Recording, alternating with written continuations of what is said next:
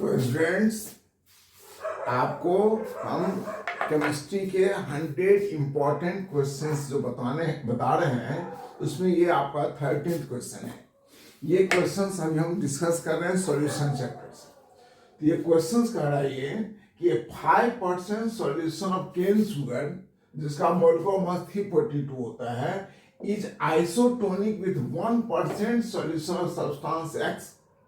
कोई substance x है, उसका 1% सॉल्यूशन बनाया वो, और शुगर का 5% सॉल्यूशन, दोनों आइसोटोनिक है। आइसोटोनिक मतलब हैव सेम ऑस्मोटिक प्रेशर। तो कह रहा है कि calculate the molecular mass of X. Molecular mass of X क्या होगा? तो देखिए, आपने लिखा let the osmotic pressure sugar is pi G, let the osmotic pressure substance X is equal to pi X. तो आइसोटोनिक सॉल्यूशन के लिए क्या होगा? Osmotic pressure of glucose is equal to osmotic pressure of compound X. अब pi का value क्या होता है? Pi is equal to CRT होता है। तो क्या होगा? CGRT, यानी कि ग्लूकोज और ये एक्स दोनों बराबर होंगे। चूंकि आर और टी तो सेम ही है, इसलिए दोनों कट गया। अब कॉन्सेंट्रेशन क्या होता है? Number moles divided by volume. चूंकि सॉल्यूशन का नंबर मोल्स हमने मान लिया, ग्लूकोज का इतना, शुगर का इतना है और एक्स का इतना है। वॉल्यूम क्या है?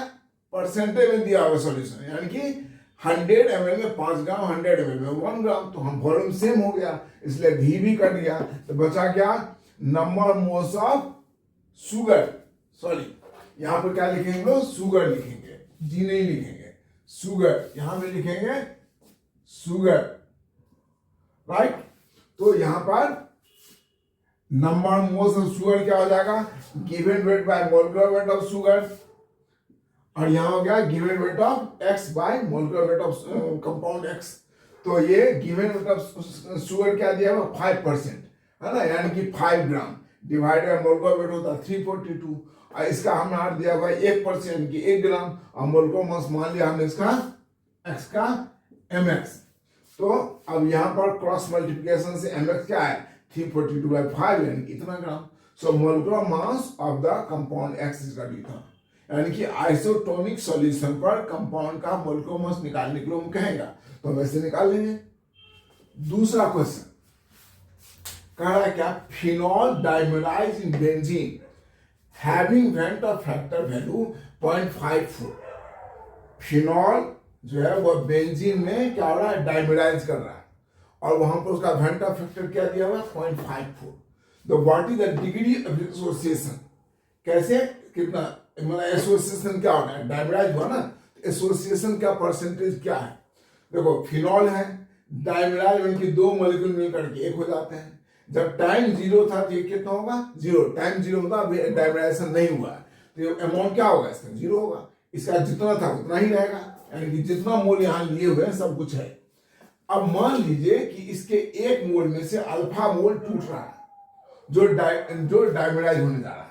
तो कितने मॉलिक्यूल डाइमेराइज होने जा रहे हैं? Alpha molecule. तो कितने हो जाएंगे डाइमेराइज होकर के? अल्फा/2 हो जाएंगे। तो अब मीडियम में टोटल आयंस कितने हो गए? तो वेंट फैक्टर क्या होता है? दिस प्लस दिस हो जाता है। So van't factor I is equal to 1 minus I, ऐसा 1 माइनस अल्फा प्लस अल्फा/2, यानी कि 1 माइनस अल्फा/2।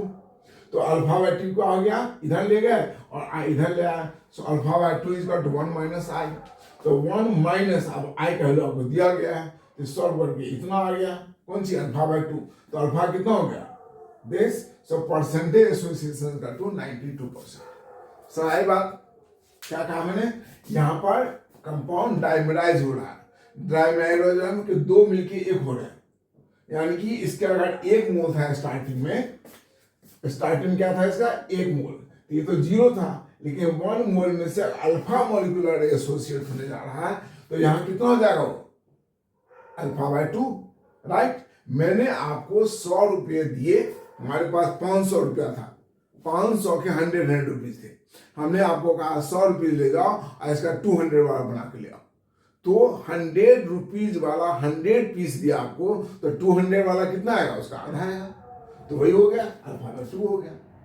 तो मीडियम में वेंट फैक्टर क्या कहता है? Van't factor I is equal to medium में कितने मॉलिक्यूल्स प्रेजेंट हैं।